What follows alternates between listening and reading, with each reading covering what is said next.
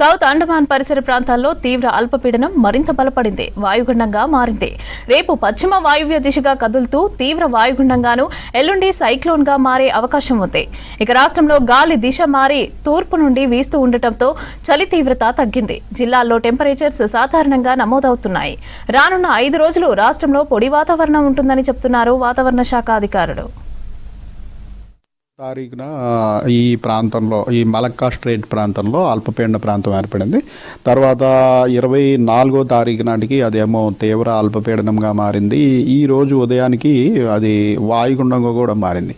అయితే ఇది ఈ ఇంటెన్సిఫై అయినప్పటికీ దీనికి ఫర్దర్ మూమెంట్, ముందుకు వెళ్ళే కదలిక అన్నది చాలా తక్కువగా ఉంది, చాలా స్లోగా ఉంది సిస్టము. సో దీనికి కారణం ఏంటంటే ఈ శీతాకాలంలో వచ్చే సిస్టమ్స్ ముఖ్యంగా సముద్రపు జలాల్లో ఉన్నటువంటి టెంపరేచరు అప్ టు 50 మీటర్ల లోతు వరకు ఉన్న టెంపరేచరు 26 డిగ్రీలు పైగా ఉండి ఇతర పరిస్థితులన్నీ అనుకూలం ఉన్నప్పుడే అవి ముందుకు సాగుతాయి. ప్రస్తుతం ఏంటంటే ఈ లోవర్ లాటిట్యూడ్స్లో కిందనున్న అక్షాంశాల ప్రాంతంలో దానికి అనుకూల వాతావరణం ఉన్నప్పటికీ పైకి మూవ్ అవ్వడానికి పెద్దగా అనుకూల పరిస్థితులు ఇంకా పూర్తిగా రాలేదు. అందువల్ల గత 4 రోజుల నుంచి ఇంచుమించు అదే ప్రాంతంలో కొనసాగుతోంది. అయితే ఇది మరికొంచెం ముందుకు జరిగి మనకి ఈ ఆగ్నేయ బంగాళాఖాతంలోకి ప్రవేశిస్తే కానీ కరెక్ట్గా ఇది మనకి తూర్పు తీరాన్ని ఎక్కడ దాటుతుంది అన్న దాని మీద స్పష్టత రావడం కష్టము.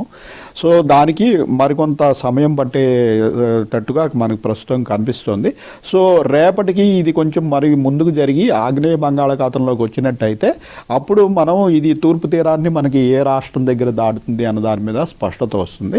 అయితే ప్రస్తుతం కొన్ని మోడల్స్ సూచిస్తున్న దాని ప్రకారం ఇది తీరానికి చాలా దూరంగా ఉండి ఇటు మన బంగ్లాదేశ్ వైపు మూవ్ అయ్యేటట్టుగా ప్రస్తుతం కొన్ని మోడల్స్ సూచిస్తున్నాయి.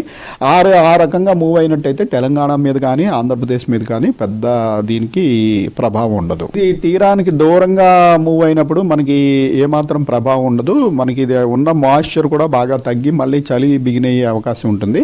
అటు కాకుండా ఇప్పుడు మనకి ఇటు నైరుతి బంగాళాఖాతంలో ఈ శ్రీలంక, దక్షిణ తమిళనాడు ప్రాంతంలో ఒక అల్పపీడనం ఉంది.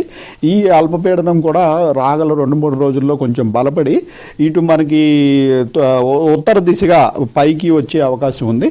సో దీని గురించి కూడా ప్రస్తుతం ఇంకా పూర్తి క్లారిటీ రాలేదు. ఈ సిస్టమ్ కూడా మనకి ఏమన్నా బలపడి పైకి వచ్చినట్టయితే మనకి దక్షిణ ఆంధ్రప్రదేశ్ తీరం ఆ ప్రాంతానికి చేరుకున్నట్టయితే మనకి ఈ రోజు నుంచి 5-6-7 రోజుల్లో కొద్దిపాటి వర్షపాతం ఉండే సూచన ఉంది. అయితే ప్రస్తుతం అయితే ఈ సిస్టమ్ కూడా ఇంకా బలపడలేదు. దీని గురించి కూడా పూర్తిగా మనకి విశ్లేషణ పూర్తి కాలేదు. సో ఈ 2 సిస్టమ్ల గురించి మనకి పూర్తి స్పష్టత రావడానికి మరికొంత ఇంకొక 1-2 రోజులు పట్టే అవకాశం ఉంది. అప్పటి వరకు మనం రాగల 7 రోజులకి తెలంగాణలో